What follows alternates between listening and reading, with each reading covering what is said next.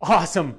We are nearing the end. Okay, we've gone through our inspections. We're happy with the disclosures. We're happy with the condition of the property.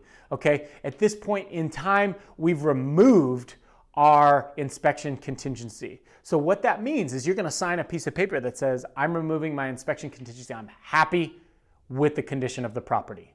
Okay, so that means if you are going to cancel the transaction for a reason of condition, your deposit may be subject to, you may lose it, right? So that said, at the filming of this video, I have yet to lose anybody's deposit, and I'm definitely not going to start with yours. So that's part of our job, is to protect your deposit within those contingency periods. So let's talk about the loan a little bit now, right? So we're kind of nearing the end. The loan has gone off to the underwriter. So most lenders lose control of the loan at some point when they ship it off to the bank that they're brokering to, or if they're in-house, it ends up on the desk of the underwriter. So the good lenders, and if you're working with one of our lenders, they've usually put a pretty good package together, and there aren't any surprises. They know what the underwriters are looking for, and they deliver a complete package. That way the underwriter doesn't have to come back to them. So at this point, your loan is going to get approved. So once we have a full approval from your lender, and that's going to involve making sure that you're qualified for the loan and the appraisal. So this is where we come into contact with the appraisal contingency. Now the appraiser is going to come out, and depending on the type of loan program, they're going to value that property. Now appraisals serve a purpose, and the purpose of this appraisal is not to tell you whether you got a good deal on the property. Okay, the purpose of this appraisal is to tell the lender whether or not the house is worth what they're loaning on.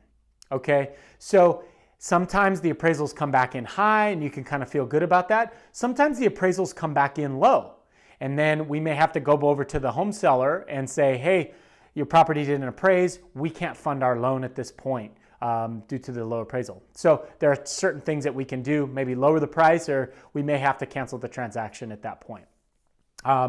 We cross those bridges when we get to it. Low appraisals haven't been an issue in this market. Sometimes when the market shifts, but we'll cross that bridge when we get to it if the appraisals come back in low. But sometimes it could be a good thing. Maybe we'll get a better price out of the seller, okay? Because oftentimes they're gonna have the same problem come up with the next buyer. Unless that next buyer is all cash, they're gonna have to deal with the appraised value at that point in time.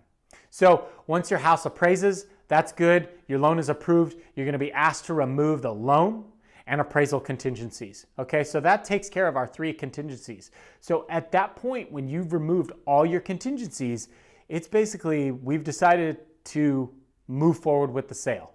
Okay, if you cancel the contract at this point in time, the seller does have an argument about that deposit. Okay, so there may be certain reasons out of your control where you have to cancel a transaction at this point, but we really want to remove all doubt at that point. Okay, so that usually happens on day 17 or day 21, depending on the contract, how the contract's written, on whether you are definitely moving forward in that purchase. So we do not remove contingencies without your permission because 1, you have to sign the form, and 2, we want to make sure that all of our ducks are in a row at that point so that your deposit is safe. So any questions on that, we're definitely going to keep you in the know on that. So let's move on to number 8, what to expect the last week of escrow.